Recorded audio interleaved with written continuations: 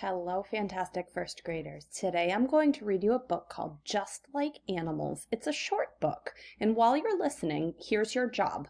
Your job is to pay attention to all of the different ways we can think about animals to help solve some of our human problems. So, a problem that we might have as a human, what's a way that an animal might be really good at solving that problem? And how could we use that way that the animal solves the problem to help us solve our problem?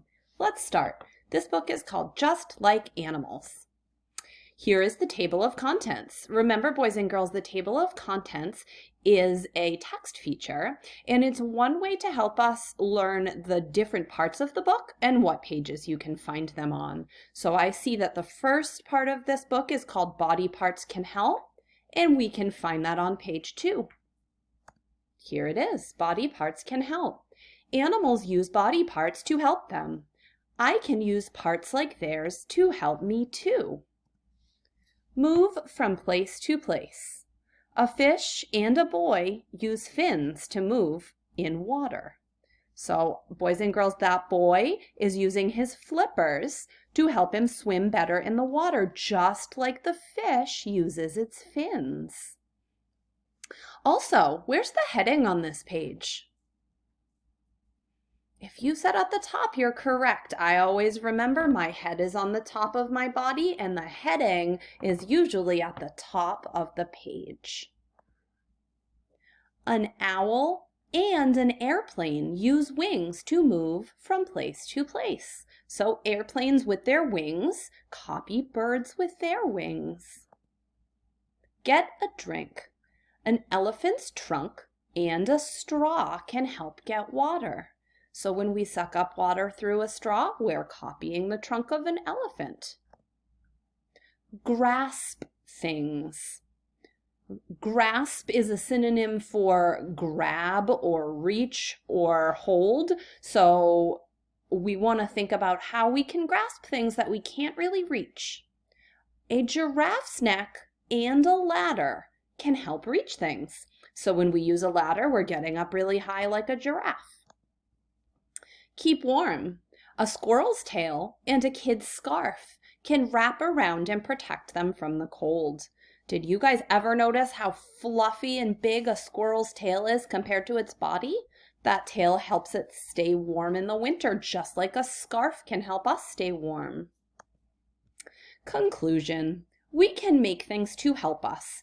We can be just like animals. So today, you guys, in your assignment, you are going to click on Google Slides that look like this. And the first one says, help! We have heard that you have been learning about animals and how they use their external body parts to survive. So external, boys and girls, that just means their body parts that are on the outside of their body. Like a bird's wings are on the outside of its body, a squirrel's tail, a giraffe's neck. That's all that means. We have some problems that we need you to help us solve. Do you think that you could help us? Now the next slide gives you your directions. It says to read the next 5 slides, and each of those gives you a problem. Then you'll choose your favorite, one of those problems that you think you can solve. But here's the thing. You have to solve it by thinking of how you can copy an animal's body parts. That might be tricky, but I know you can do it. The third thing is that you need to go to the last slide and click on the lines to answer the questions, and then draw a picture of your solution and send it to your teacher. So here are your problems to choose from. Problem 1. Fred is always getting hurt when he rides his bike. He needs something that will protect him. Design clothes or equipment to protect him so that he won't get hurt every time he falls down. So the way you would design that is drawing a picture of it and then explaining it on the last slide. So what could you use to protect you on your bike from getting hurt? That would be just like an animal that has a certain type of protection. Think hard about that. What is that boy not wearing on his bike that he probably should be for protection? And what type of animal has hard protection on their bodies? Here's your second problem. Remember, you're only choosing one to write about. Second problem. Patricia threw a frisbee on the roof. She's not tall enough to get it. Design a solution so that Patricia could get her frisbee off the roof. So what does Patricia need to reach up high to get that frisbee, and which animal is she copying when she does that? Problem 3. Ralph's little sister keeps stealing his favorite toy. Design a solution for Ralph so that his sister will stop stealing his toy. How could Ralph hide that toy or think of another way to keep it from his sister, and which animal would he be copying when he did that? Problem 4. Caroline wants to play outside in the winter. Every time she goes outside, she gets too cold. Design a solution for Caroline so that she could play outside in the cold. So what type of animal keeps themselves warm in the cold? How do they do it? And how would that help you?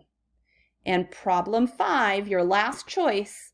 Wesley's favorite bouncy ball fell in the mud. He wants to get it out without getting his hands dirty or touching the mud. Design a solution so that Wesley could get his favorite bouncy ball without getting dirty. So what could Wesley do? And which animal would he be copying? So here is what you need to do. You choose a problem. You put it right here. Is it problem 1, 2, 3, 4, or 5? What is your solution? You click right here and you type it. So if your solution is, let's think, you are designing, I am designing, and you know what? I don't want to give you the answer, but I did want to show you how to type in that text box. And then if you need more space on the next line, just click down there with your mouse and it will take you down to the next line. Okay, so you just write the solution to the problem. Next, which body part of an animal is similar to your solution? So if you copied a mosquito, then you would say, I copied the mosquito's wings because it helps the mosquito fly, or whichever animal you're copying, you type that in here. And then the last question is, why did you choose this solution? What made you think it was a good idea? And then right here, it asks you to draw a picture of your solution. You can't draw on the Google slide, so draw on a separate piece of paper and send it to your teacher. That's all you need to do. You don't need to actually build the solution. You just need to write about it and draw your picture of it. All right, boys and girls, good luck. Have fun. I think you're going to like this one. Let me know if you need any help.